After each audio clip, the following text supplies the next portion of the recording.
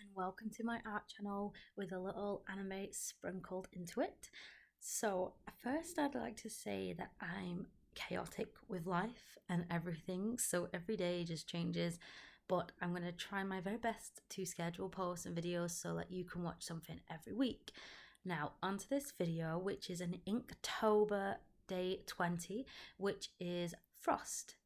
And this one I wanted to be nice and simple, and it is in the end, but it didn't start off like that at all. So you can see me go very wrong at the start, and I messed this up, and you can see all that process. So let's go on. So at the beginning of this, I choose sorry. I choose a very smooth type of paper and started on sketching. Now, this first piece, I tried to be very careful, and then tried to be use a ruler, very mathematical with uh, each each of the right length and stuff, but it wasn't working. Looking back, it looks quite good in the end, or when you see some bits you're like, that doesn't look half bad, you know what I mean, but at the time it wasn't working for me at all. I don't know what it was. It might have just been me, but I don't know, and even now I don't know. So I tried to make each arm or leg or whatever, the snowflake, if that's a thing, to be even and like measuring each side. So like I said, mathematically each side was the same, but it didn't go like this. See, I didn't do this for the degree type of side. So it so if I had a protractor, it would have, but it'd gone walkies. So I was from the start a very mess. So here's a couple of snowflake flags. So we get onto colouring, because it's just so it's not like white noise until I get to there, because I don't know what else to say. Anyway, so a snowflake is formed with 200 ice crystals, and snowflakes have six sides.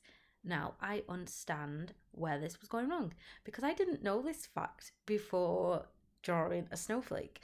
I was like, as long as they're all even, it's fine. No, they have six sides, and I started off with eight. I was trying to do an eight-legged snowflake.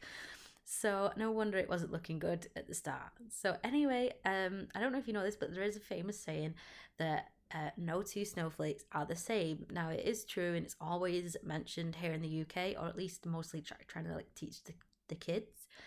Um, the kids and stuff. So as snowflakes fall to the ground, they each take their own unique journey, and that journey will determine what the snowflake will look like. So depending on how quickly they fell on the floor, or whether they were caught in a wind current, is how differently they look. So now that we're on to colouring, so when I finished the sketch, I kind of had an idea to add some watercolor paints. Now, this was again just spur of the moment thing. My thought for at the very start was to just do a straight back background, and as I was looking at the reference image, which had six, by the way, six legs, I didn't stick to the reference image at this point. I thought, well, the background is not that straight back. It's got some smog fog in the background, so I'm going to try and see if I can add this. And it didn't go quite well at all. So I let this dry, and I don't think I let it dry that long actually, but I did let it dry, and then I tried to add some white to the background, and then you see it rip the paper up. There was no saving this, and then when I tried to add some more watercolor, it kind of drowned out the paper as well. But like I said, I do add some white pencil or something to it, and it destroys the paper. So I learnt my lesson, and I stuck to my gut. But that's what mistakes are for. They're for learning for this kind of thing. And like I said, I knew from the very start that this paper was not the right paper to try and add paint to, watercolor paint. But yeah, so I learnt my lesson, and I go on to my very first, which is adding, just starting from the start. so I go to my original plan, which was to use a marker pen, a nice and smooth one, and just add black. A big black marker to add to color in all the black. And I tried to be even with this, but this marker's not even. And most of the time, markers like this are not even. You can still see the streakiness of the marker. So anyway, well, just a side note, this marker actually smelled quite nice, and I don't have a clue what it smelled like.